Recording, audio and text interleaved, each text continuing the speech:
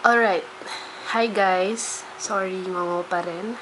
But like what I have promised yesterday, I'll be giving you your review, and this is going to be your online tutorial on how you're going to answer your exam next week.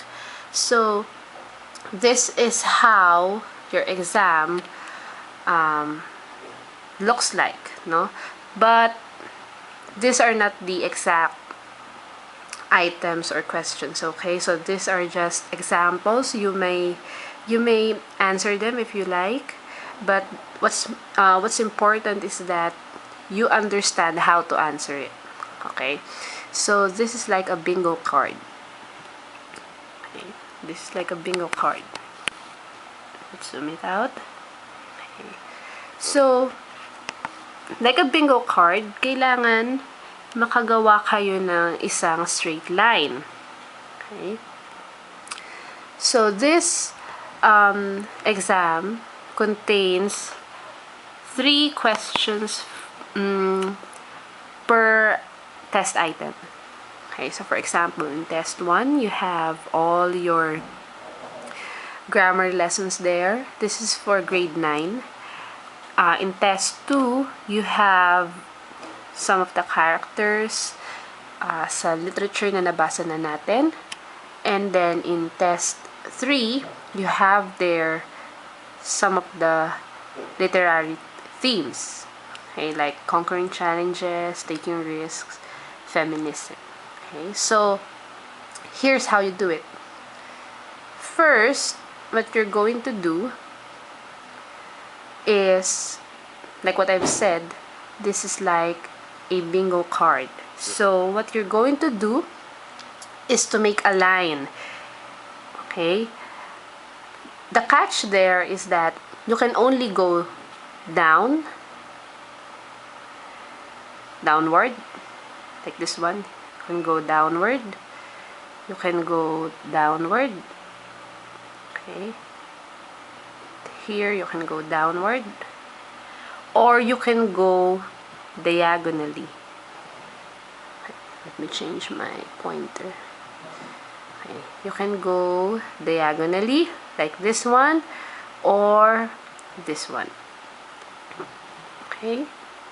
So it can only be down, like that,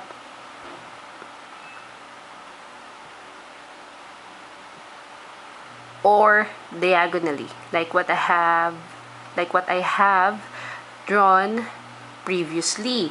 Why is that so? Bakit hindi pwedeng horizontal? Okay, if you'll try to notice, each test part has a different pointing system from the other two. Like in test 1, you can only get a maximum number of point of 5. In test 2, it's 10. And in test 3, it's 15. Again, this is just a hypothetical bingo card. Hindi ito yung exact exam ninyo. This is just an example, okay? So, don't assume na ito na yung mga tanong at yan na yung mga pointing system. No. Okay, so going back to the reason why you can only go downward and diagonally is that, okay, check this out. Okay. Look what will happen if we try to choose horizontally. Okay. So you decided that you don't want to follow the rules. You wanted it horizontally. What will happen is that, okay, let me change the color of my pointer. What will happen is that you can only get a maximum of 15 points for those 3. Okay? Unlike when you draw a horizontal line, a diagonal line or a vertical line, you get the chance to answer all test parts. Test 1, test 2, and of course, test 3. Okay? Naintindihan po ba? Again, you can only go, during the exam, you can only go downward. Okay. Downward or diagonally. For you to be able to answer at least one question for each test part. Okay, I hope that is clear. So if for example, you chose this this set of questions, you'll be able to answer a question about major, minor, and main idea, about action of, and about conquering challenges. So that's the reason why you need to go or to draw in a downward or diagonal manner only. Okay? So I hope that's clear. Next, after drawing the line on your desired topics, you may ask, teacher, pwede ba na ito ang gusto ko? Hold on. Okay, for example,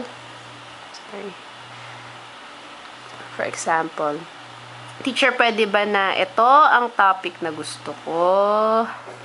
Tapos, sa test 2, ito ang gusto ko.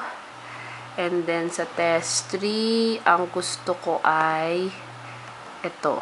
Is that possible? Well, unfortunately, it can't happen because, like a bingo card, you're supposed to draw a straight line. So, it can only go this way, or this way, or that way. That way. Okay. Yan. So, when you're done choosing your own topics, you may now proceed to the question. So, for example, for test 1, I like main idea, major, and minor details. So, I can only go this way or that way. So, I'll choose to go this way. Okay, I'll choose to go this way.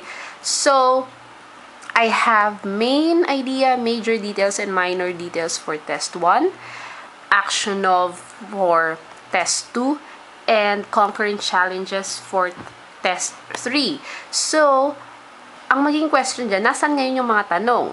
So, below the card are the questions that you're going to answer in relation to the topics you have chosen. For example, in test 1, discuss the importance of your chosen grammar lesson. What are the possible downsides or bad effects if we do not use it correctly? So we'll check in test 1. What is the grammar lesson that I have chosen? So it's main, major, and minor details. So, according to the question, I should what? Discuss. Okay? I should discuss the importance of my chosen grammar lesson. So, in this case, it is main, major, and minor details. So, to answer test 1 or to get a point in test 1, I should be able to come up with an explanation about its importance and the possible downsides or bad effects if we do not use it correctly. I hope that is clear. Okay? Then, in test 2, using the grammar lesson you have chosen. In test 1, introduce your chosen character in test 2. So again, what is my chosen grammar lesson in test 1? It is, again, main idea, major detail, and minor detail. Okay? And then in test 2, my chosen character is action of. Okay? So according to the instruction in test 2, using the grammar lesson I have chosen in test 1, I will make an introduction about the character I chose in test 2. Okay, so I'll use main idea, major details, and minor details in introducing no one else but action of. Okay, so test 1 is always related to test 2, and test 2 will always be related to test 3. That is how your exam will work. Now, let's go to test 3. Talk about the life of your chosen character in test 2 using your chosen theme in test 3. For example, again, if we'll try to check in test 2, my chosen character is, of course, action of. And according to the instruction in test 3, talk about the life of my chosen character in test 2 using the theme in test 3. So, since my chosen theme is conquering challenges, I should be able to come up with a simple write-up about the life of action of in reference to this. I hope that is clear.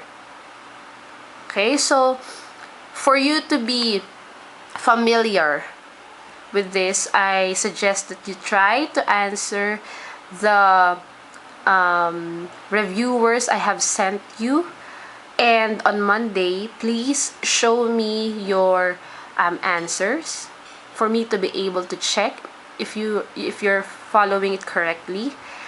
And I hope that you will get it right, and I hope that you'll do good in your exam. Good luck, guys.